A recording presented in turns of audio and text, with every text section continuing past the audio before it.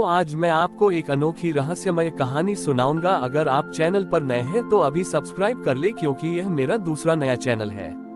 तथा कहानी पूरा देखे, अंत में एक अनोखा रहस्य छुपा है। धन्यवाद। तो सुनिए। प्राचीन काल में हरितवन नामक एक छोटे से गांव में तुलसी नाम की एक सीधी सादी महिला रहती थी, जिसका विवाह एक गरीब किसान अनिल से हुआ था। अनिल का पूरा जीवन सूखी धरती को सींचने और जीवन यापन के लिए संघर्ष करने में बीतता था। तुलसी स्वभाव से शांत थी और उसका ईश्वर में अटूट विश्वास था, पर उसे एक बात का बहुत दुख था। वह कभी भी वट सावित्री का व्रत नहीं कर पाई थी।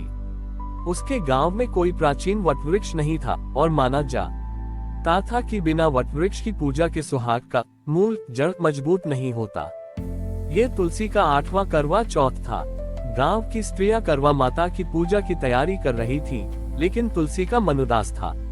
वह सोच रही थी कि उसके पति का जीवन हर पल सूखे और अभाव के खतरे से घिरा रहता है, और वह वटवृक्ष के अभाव में अपने सुहाग की लंबी आयु के लिए कोई बड़ा व्रत नहीं कर पाती।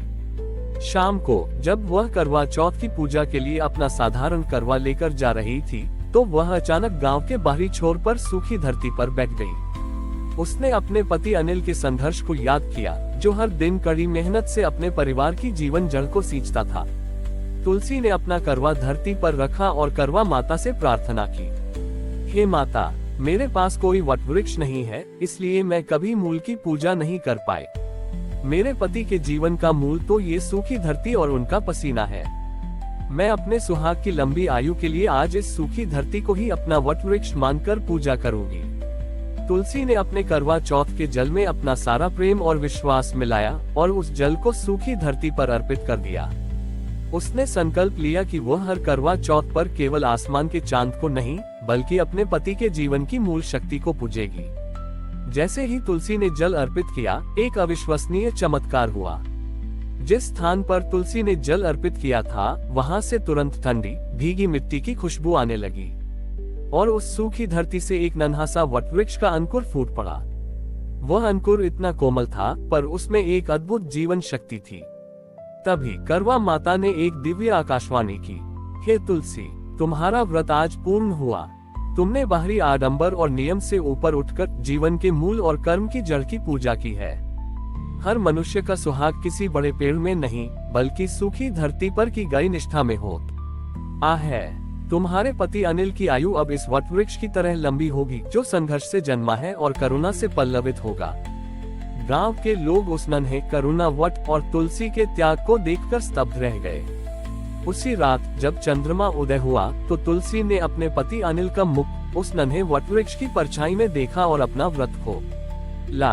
अनिल, जो खेतों से लौटे थे, इस चमत्कार को देखकर भावुक हो उठे। उन्होंने प्रतिज्ञा ली कि वह इस करुणावट की पूजा और सेवा करेंगे, क्योंकि यह उनकी पत्नी के अटूट प्रेम और त्याग का प्रतीक है। उस दिन से हरितवन में ये परंपरा बन गई कि करवा चौथ के दिन स्त्रियां पूजा के साथ साथ किसी जरूरतमंद पौधे या धरती का ओस सींचकर जीवन के मूल की पूजा करती हैं। तुलसी के त्याग से जन्मा वह नन्हा करुणा वटवृक्ष का अंकुर मात्र एक पौधा नहीं रहा, बल्कि हरितवन की आशा और जीवन शक्ति का प्रतीक बन गया। तुलसी के पति अनिल ने अपनी पत्नी की निष्ठा के सम्मान में उस वटवृक्ष की देखभाल उसी तरह शुरू की, जैसे कोई अपने सबसे अनमोल खजाने की करता है। उन्होंने प्रण लिया कि वे अपनी सारी मेहनत का एक हिस्सा उस वटवृक्ष को सींचने और उसकी रक्षा में लगाएंगे। कुछ ही वर्षों में करुणा वट आश्चर्यजनक रूप से बड़ा हो गया। उसकी जड़ें इतनी गहरी और मजबूत थीं कि उन्होंने आसपास की सूखी धरती में नमी को बनाए रखना शुरू कर दिया। इस अद्भुत वृक्ष के प्रभाव से पूरे गांव में कई सकारात्मक बदलाव आए। तारांकन सूखा समाप्त, करुणा वट की गहरी जड़ों ने धरती के जल स्रोत को जागृत कर दिया। गांव के कुएं, जो वर्षों से सूखे थे, अब पानी से भर गए। हरितवन का सूखा हमेशा के लिए समाप्त हो गया और वह नाम के अनुरूप हरा भरा हो गया। तारांकन फसल में समृद्धि, अनिल की खेती अब केवल भाग्य पर निर्भर नहीं थी। वटवृक्ष की शीतलता और जड़ों की नमी के कारण उनकी फसल पहले से कई गुना अधिक होने लगी।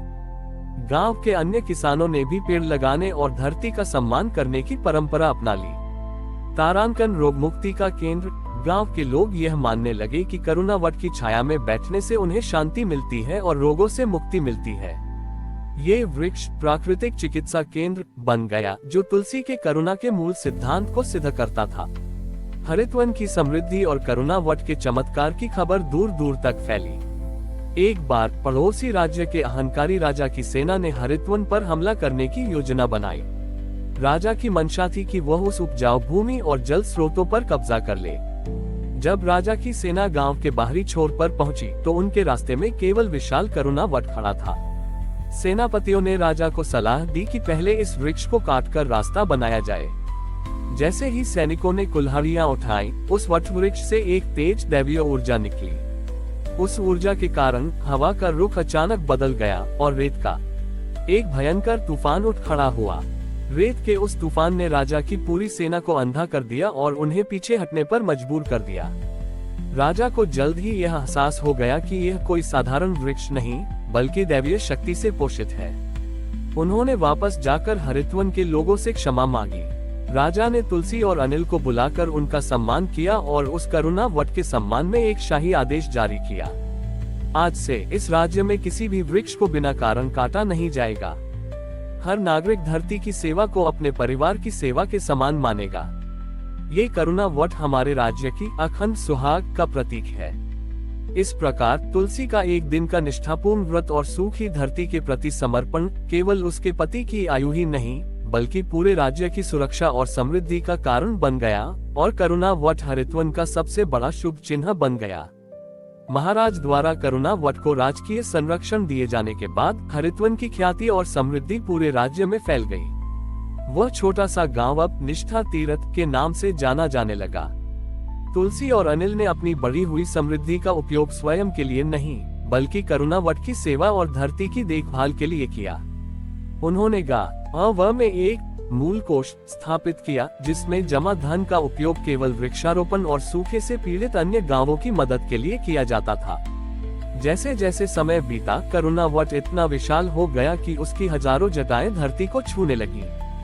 ये वृक्ष अब मात्र एक पेड़ नहीं रहा, बल्कि ईश्वर के वरदान का जीवित मंदिर बन गया था। तुलसी और अनिल वृद्ध हो गए। वे अब भी करवा चौथ का व्रत पूरी श्रद्धा से करते थे। उनका अंतिम करवा चौथ एक अद्वितीय उत्सव बन गया। उस रात गांव के सभी लोग करुणा वट के नीचे एकत्रित हुए। स्त्रियां अपने पति के साथ उस विशाल वृक्ष की परिक्रमा कर रही थीं, जिसकी हर जटा उन्हें जीवन और निष्ठा का पाठ पढ़ा रही थी। जब चंद्रमा उदय हुआ तो तुलसी और अनिल, जो उस वट वृक्ष की परछाई में बैठे थे, ने देखा कि उनके निष्ठा के करवे पीपल की जड़ के पास एक अद्भुत प्रकाश फैल गया है। तुलसी ने अपने पति से कहा, स्वामी, हमारा जीवन सफल हुआ।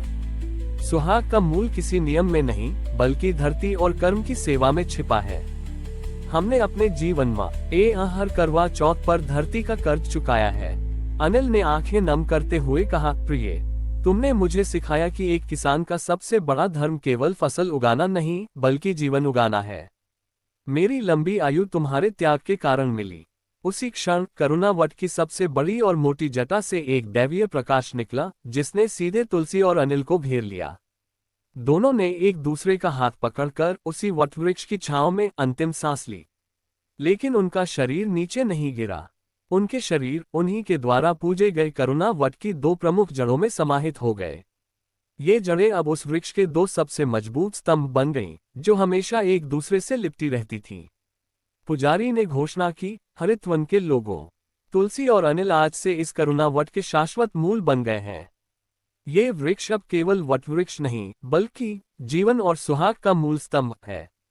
ये हमें सिखाता है कि जिस प्रकार वृक्ष अपनी जड़ों से जीवन खींचता है, उसी प्रकार मानव जीवन प्रेम, त्याग और धरती की सेवा से जीवन खींचता है। इस घटना के बाद हरितवन में करवा चौथ का पर्व एक मूल पूजा के साथ संपन्न होने लगा।